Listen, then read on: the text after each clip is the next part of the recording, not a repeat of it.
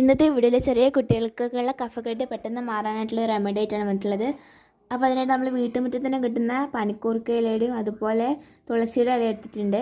അപ്പോൾ നമ്മൾ പിഴിഞ്ഞെടുക്കുമ്പോൾ അതിലുള്ള നീരത്ര കിട്ടത്തില്ല, അതുകൊണ്ട് നമ്മളിവിടെ ജസ്റ്റ് ഒന്ന് വാട്ടിയെടുക്കുന്നുണ്ട്. അപ്പോൾ നമ്മളിതിവിടെ വാട്ടിയെടുത്തിട്ടുണ്ട്. നമുക്കിത് മാറ്റി വെച്ച് നമുക്കൊരു കപ്പിലേക്കായിട്ട് ഇത് പിഴിഞ്ഞ് കൊടുക്കാം. വീഡിയോയിൽ കാണുന്ന പോലെ ഇത് നമ്മളിങ്ങനെ ചുരുട്ടിയിട്ട് ഇത് നീരെടുത്തിട്ട് നമ്മളൊരു കപ്പിലേക്കായിട്ട് ഒഴിച്ചു കൊടുക്കാം. അപ്പോൾ നിങ്ങളെടുക്കുന്ന ഇലക്കനുസരിച്ച് നിങ്ങൾക്ക് ഇതിനുള്ള നീര് കിട്ടുന്നതായിരിക്കും. അപ്പോൾ ഇത് തുടർച്ചയായി കുടിച്ചാൽ കഫക്കെട്ടിന് നല്ല ശമനം ഉണ്ടായിരിക്കുന്നതായിരിക്കും.